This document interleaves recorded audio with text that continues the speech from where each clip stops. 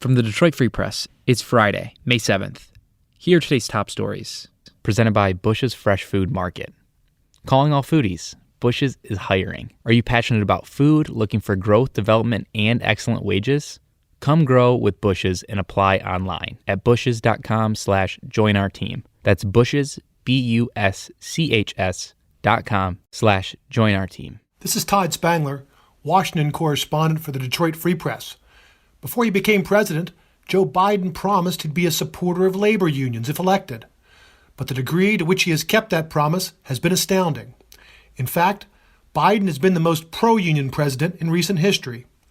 Policy statements from the White House routinely and repeatedly mention the need to create, quote, good-paying union jobs, unquote. And ahead of an organizing vote for an Amazon facility in Alabama this year, Biden made a video reminding workers of their right to organize. It was an almost unprecedented step for a president to take. Last month, he even formed a task force to look into how to reverse sharp declines in union membership over the last 40 years. It hasn't gone unnoticed. Ron Bieber, president of the AFL-CIO in Michigan, says campaign promises to labor often disappear once a president is elected.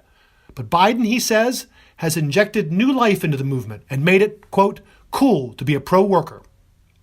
What remains to be seen, however, is whether Biden can force changes through the U.S. Senate to make it easier for unions to organize. He's also being asked to ensure that incentives for new projects, like building more electric vehicles in the U.S., go to support union workers. That could force a fight with business, and the U.S. Chamber of Commerce is already pushing back against labor law reform. But for now, Biden has made good on his promise to labor, and then some. For the Detroit Free Press, I'm Keith Matheny. When it comes to air quality, Michigan is about to become a better neighbor by court order. Michigan and 11 other states, starting this summer, will be required to significantly reduce potentially harmful nitrogen oxides pollution, NOx, which emanates from motor vehicle exhaust and industrial smokestacks.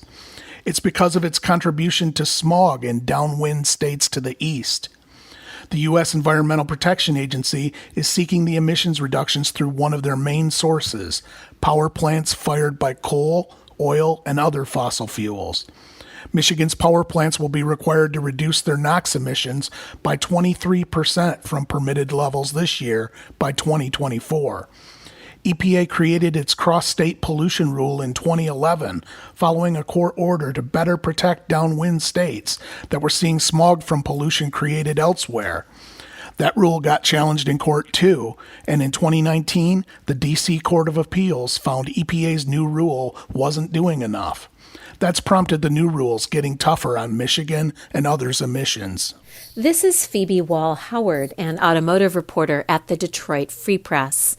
On this day, I did something a little bit different that had nothing to do with automobiles. In fact, I talked with residents of the Upper Peninsula of Michigan about what it's like being forgotten. Who is making these maps for tourism, marketing, business, government that leaves the Upper Peninsula off and only includes the Mitten? Well, their reaction? Amusement, annoyance, or they just don't care.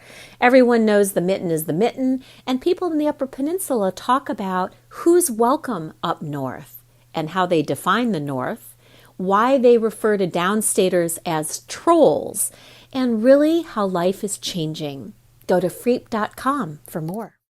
For more stories from the Detroit Free Press, be sure to check out freep.com. That's FREEP.com. If you're a fan and want to support our quality local journalism, subscribe. Go to freep.com/special offer.